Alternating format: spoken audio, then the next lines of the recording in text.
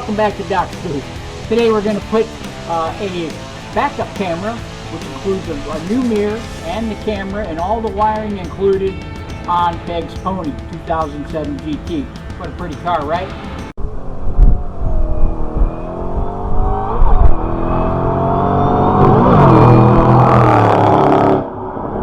We do need some tools and some equipment to get that job done. So let me show you what that's going to take. And I usually have this set up for just about any electrical job I'm going to do. I've got harnesses to hide the wiring, a complete kit, and I'll show you what's in the kit in just a minute. We got a test light, and we got an assortment of screwdrivers, some plastic tools, a pick, some drill bits. I have to drill access holes to get from inside the car to outside the car or vice versa, and of course a drill motor to make all that happen. So let's take a look at what's inside the bag to help us along. This is my go-to pack, my boogie bag, if you will. So we got a long jumper cable set. We've got some shorter jumper cables. We've got some wire, assorted sizes and assorted colors. We've got some clips to tie into existing wires. We've got some other clips as necessary if we need to make other kinds of jumpers. We've got some electrical tape. We've got some ties. We've got some connections here that we can bond to the frame or the underneath of the car and then stick the cable ties through there to string up the new cabling if we need that. We've got an assortment of body clips so we can run this cabling along the body, and we can use these to fasten it, and then some larger wire ties. And that's pretty much the universal kit that I start pretty much on any electrical job. Additional tools include a wire cutter and stripper, scissors, assorted nut drivers, a set of plastic body panel pulling tools, a small ratchet, socket, and wrench set, of course with Allen wrenches. So all I need to do now is go inside and get the mirror, get that kit, and we'll take a look at what's inside the box. The EchoMaster rear view mirror backup camera kit. We got paperwork. Probably should read the instructions, but I probably won't. We have a new mirror for display purposes. We have the rest of the cabling to connect to the mirror and connect to the back of the camera. We have an assorted of mounting brackets to fit just about any need, so it's not specifically designed just to fit a 2007 Mustang, but it will fit the 2007 Mustang. More of those kits. You've got brackets and screws and a little bit of shrink tube in there if we need that. And we have in here the camera. I've already mounted it to the plate that's going to go back to the license, so that's ready to go. And we also have the rest of the wiring harness in the box, and that's about it. We're done here. So that's all we got in the box. So let's see how much wire we got connected to the units itself to make sure that we don't need to add anything. Oh, got butterfingers.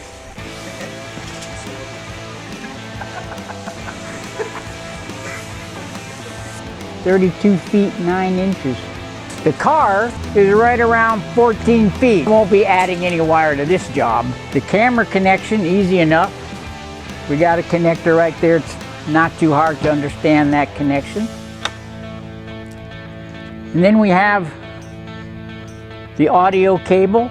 This would be an auxiliary cable for another camera, but we don't have that, so we're not using that wire. This little red wire, not using that wire either. Why? Because I said so. And these are the two power wires to accessory power somewhere in the car. We'll find an appropriate accessory outlet that we can tap into for that. And then on the camera side of all of this, we of course have the camera connection into that. And then the harness has a couple of black and white connector going into it, and that's where we're going to tap into the reverse lights. So when the reverse lights come on, the camera itself will be powered what we're going to do first is we're going to attach the camera to the back of the car by the license plate, and then we are going to tap into the backup light, find that wire, and get ready to energize the camera. We're going to then place the mirror in place, take the old one out, slide the new one in its place, power up the mirror using jumper wires, and then we're going to see if when we put it in reverse, whether or not everything will work. Before we start tucking things away and hiding the wires, we want to make sure it works, right? So let's get started on that. So we're just going to take out these two screws here and attach the camera in its place. So now that we got the camera mounted in there, we don't see the bracket. It kind of sits right there in the middle. We'll eventually hide the wire. We'll probably do some drilling in here somewhere to get the wire inside the trunk eventually. We're not going to worry about that right now. We just want to make sure that the camera is going to turn on when we want it to turn on. All right, we got to take this mirror off. So we're going to use an Allen wrench as a pry tool rather than buying the tool necessary. We're going to stick it down there, and so we put the tool in there and then pry on it slightly. We should peel it right off the window. So there you have it. Should slide right over the existing bracket, and now we can use the Allen wrench to get to the screw right back through here, and we're going to tighten that puppy right in place. And that's the end of the physical part of attaching the new mirror. This will eventually go in place up there like that and lead that wire right into the panel at top, so eventually it'll look sort of like that once it's in place, kind of, sort of. We got to take this panel off. We got to take these clips off here and down there. Same thing on the other side. We're also going to remove this out. So now we can remove the panel. I located the reverse light wires and tapped them to power the camera. And then I connected the video cable to the camera to get ready for the equipment test.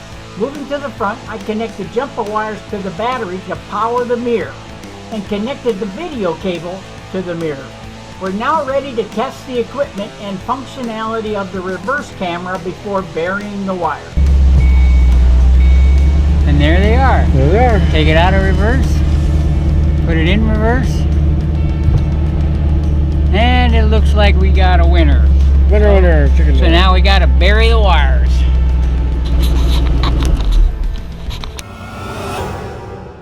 So now what we got to do is I'm going to take the lens out. I'm going to put some new bulbs in there just to be safe. This one's out and that one flickers, so I'm going to replace the bulb just to keep Peggy happy, you know.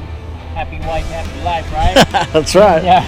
So it looks like we got an 11.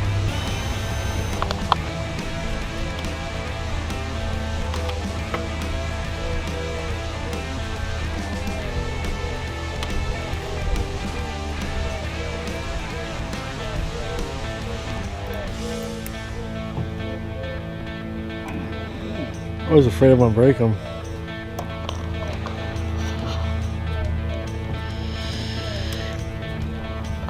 And you know, I can never figure out what I do differently the second time, but it seems like the second time it always goes on real easy. It all depends on how you hold your mouth. See, that one went in right. This one's not in right. See what I'm saying? Here, I just got it to go. I just see. See? I learned how to hold my mouth over on that one.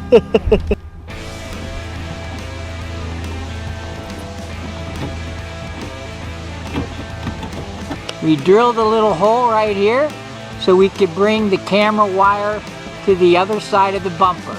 It's almost invisible. And you can see where we brought that and put some cabling guides in place, and this is where we went up. We came in from down there. There was already a grommet with this harness coming in, so we shared that space and brought the line in so we could tap into this space right here. The two wires that we tapped into was the white yellow and the black. White, yellow for the power side, and black, of course, for the ground side.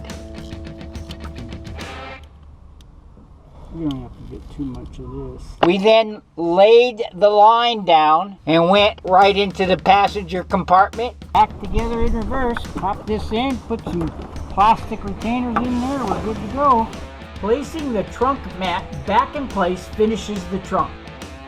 Brought it in and tied it in place and then shoved it under the carpet here. Created a nice and neat package.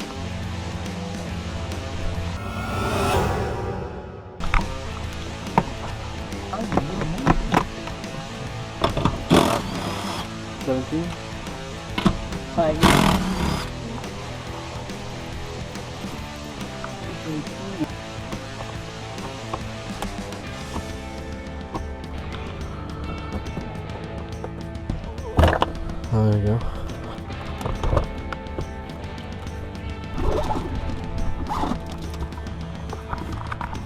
Now we have to remove the pillar panel to expose the route to hide the camera wires on the way to the console to meet the camera video feed and locate a keyed 12-volt power source for the mirror.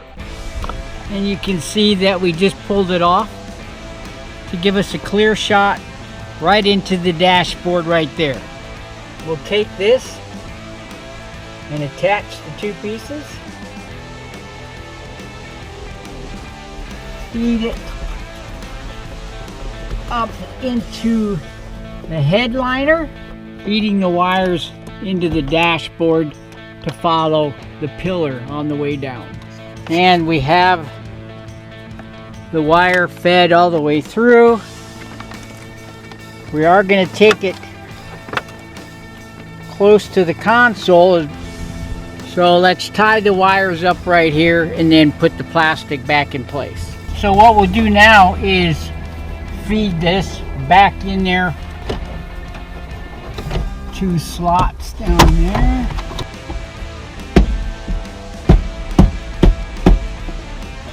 And that's a done deal. He's on. He's off. We found a keyed 12-volt source and tapped it.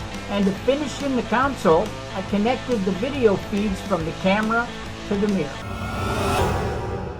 What we did was we brought the wires in from the trunk, followed the path through there, went down through the carpet, and came up all the way through the carpet up there, and then came back around here. We tapped into some wires, a keyed hot wire and a ground wire under the console.